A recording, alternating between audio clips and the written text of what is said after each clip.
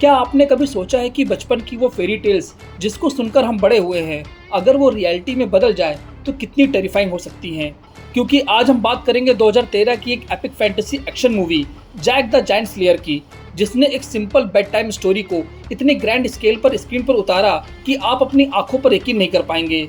आज के इस वीडियो में हम एक्सप्लोर करेंगे इस मूवी से जुड़े कुछ माइंड ब्लोइंग अननोन फैक्ट्स और इसके बॉक्स ऑफिस परफॉर्मेंस के बारे में, जिसमें हम जानेंगे कि कैसी एक छोटी सी कहानी को $200 मिलियन के कैनवास पर पेंट किया गया, किस न्यू टेक्नोलॉजी का यूज करके क्रिएट किया गया था इतने रियलिस्टिक जायंट्स को, मूवी के वो कौन से सीन थे जिसे एडिटिंग टेबल पर से हटा दिया गया, जो अगर मूवी में होते तो हमें जायंट्स की अपनी खुद की लाइफ देखने को मिलती, और बच्चों की किस फेरी टेल वाली बुक से इतने बड़े बजट वाली मूवी का कॉन्सेप्ट अडॉप्ट किया गया।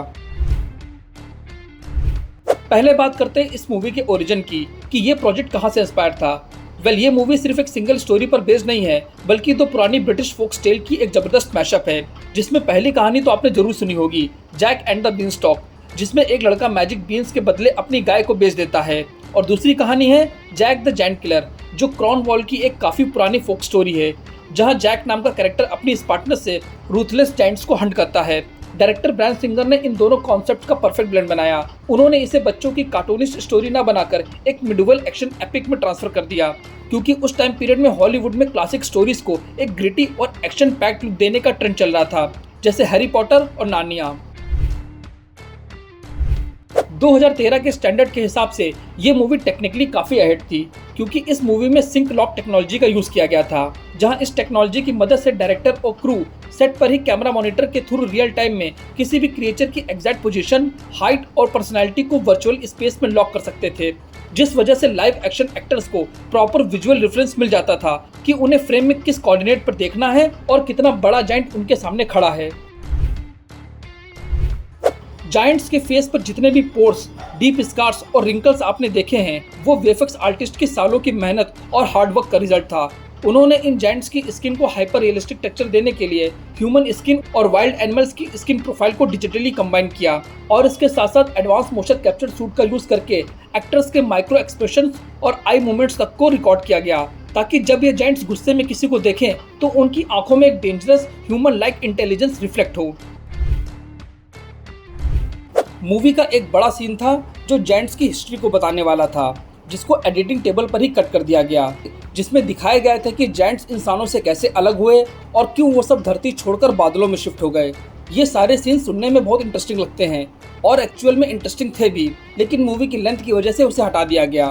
बट अगर ये सीन मूवी में रहते तो शायद ऑडियंस को उनका मोटिवेशन और उनका परसेप्शन ज़्यादा अच्छे से समझ आता। अब बात करते हैं हमारे लीड एक्टर निकोलस हल्ट की, जिन्होंने जैक का कैरेक्टर प्ले किया था। मूवी में जैक को एक बड़े बीन स्टॉक पर बिना किसी डर के चढ़ते हुए दिखाया गया है, लेकिन रियल लाइफ में निकोलस को हाइट से काफी डर लगता है। उन्होंने कई इंटरव्यू में कन्फेस किया कि ग्रीन स्क्रीन के सामने इतनी ऊंचाई को फील करना और वहां कन्विंसली एक्ट करना उनके लिए सबसे बड़ा साइकोलॉजिकल चैलेंज था, और इस वर्टिगो और डर की वजह से उन्हें एक एक सीन के लिए काफी टेक्स देने पड़ते थे। क्या आपको पता है कि इस फिल्म का ओरिजिनल टाइटल एक्चुअल में जैक द जायंट किलर होने वाला था, लेकिन लास्ट मोमेंट पर स्टूडियो को रियलाइज हुआ कि किलर वर्ल्ड उनकी टारगेट ऑडियंस यानी किड्स के लिए थोड़ा ज़्यादा वायलेंट और डार्क साउंड करेगा, जिसके बाद मूवी की ब्रांड इमेज को फैमिली फ्रेंडली और हीरोइक रखने के लिए इसके टाइटल को ट्रांसफॉर्म करके जैक द जायंट स्लेयर कर दिया गया। जायंट्स की वॉइस को प्रॉपरली लेजेंडरी और इंटिमिडेटिंग बनाने के लिए साउंड डिजाइन टीम ने एक यूनिक ऑथेंटिक एक्सपेरिमेंट किया। उन्होंने एक लेयर में वाइल्ड प्रीडेटर जैसे लॉयन, लेपर्ड और एलिफेंट्स के एग्रेसिव रॉड्स को रखा, और दूसरे लेयर में हैवी फैक्ट्री मशीनरी जैसे मेटल कटिंग टूल्स और हैवी ड्यूटी ट्रक्स इंजन्स के मैकेनिकल साउंड को ब्लेंड किया, और इस हाइब्रिड डिजाइन से जायंट्स की वॉइस में एक ऐसा हैवी बेस और वाइब्रेशन क्रिएट हुआ जो सिर्फ नॉर्मल ह्यूमन वॉइस से अचीव करना नेक्स्ट टू इम्पॉसिबल था। मूवी का सबसे आइकॉनिक एलिमेंट वो जायंट बीन स्टॉक किसी एक आइसोलेटेड वीएफएक्स स्टूडियो में नहीं बना था, बल्कि प्रोडक्शन टीम ने एक बहुत ही यूनिक अप्रोच यूज किया। उन्होंने सेट पर ही फिजिकल स्ट्रक्चर और सीजीआई को ब्लेंड किया। बीन स्टॉक की रूट्स और लोअर सेक्शन को रियल वुडन सेट पर कंस्ट्रक्ट किया गया ताकि एक्टर्स ओरिजिनली इंटरेक्ट कर सके, लेकिन जैसे जैसे वो स्ट्रक्चर क्लाउड की तरफ जाता है वहां पर हैवी वीएफएक्स का यूज किया गया, और इसको ऑथेंटिक रखने के लिए क्रिएटिव टीम ने प्लांट्स की ऑर्गेनिक ग्रोथ को क्लोजली स्टडी किया ताकि उन्हें पेड़ का ग्रो होना बिल्कुल नेचुरल लगे, ना कि कोई फेक कंप्यूटर जनरेटेड वाइन्स की तरह। मूवी को एक ऑथेंटिक मिडवल लुक देने के लिए कॉस्ट्यूम डिजाइन टीम ने किसी भी शॉर्टकट का यूज नहीं किया, बल्कि उन्होंने real leather, actual metal chain mails और हैवी ऑर्गेनिक कॉटन का यूज किया। जहां शूटिंग के टाइम पर हैवी रेंज मशीन और टन्स ऑफ आर्टिफिशियल मड का कंटिन्यूसली यूज हो रहा था, जिसके बाद पूरी कास्ट ने शेयर किया कि उनका कॉस्ट्यूम पानी ऑब्जर्व करने के बाद 10 से 15 किलोग्राम तक हैवी हो जाता था। और वहीं डायनेमिक एक्शन सीक्वेंस और एक्सट्रीम वेदर सिमुलेशन की वजह से पूरी कास्ट फिजिकल एग्जॉस्शन का शिकार हो गई थी।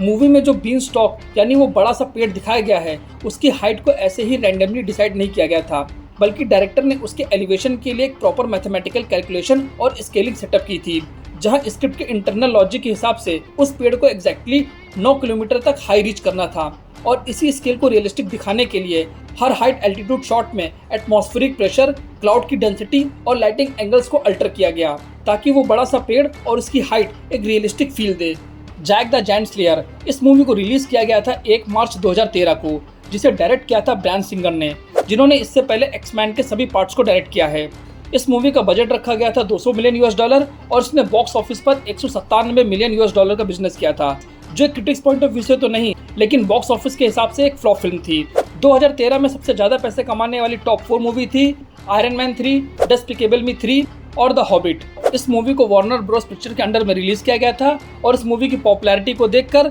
6.3 IMDb रेटिंग मिली हुई है। तो आपको ये मूवी कैसी लगी थी और आपको इस मूवी का कौन सा इंटरेस्टिंग फैक्ट पसंद आया, प्लीज हमसे कमेंट सेक्शन में जरूर शेयर करिए। और अगर आपको अपनी मनपसंद मूवीज के इंटरेस्टिंग फैक्ट जानने हैं तो कमेंट सेक्शन में लिखकर हमसे शेयर करिए। मैं उस टॉपिक पर जल्द से जल्द वीडियो लाने की कोशिश करूंगा। Thank you.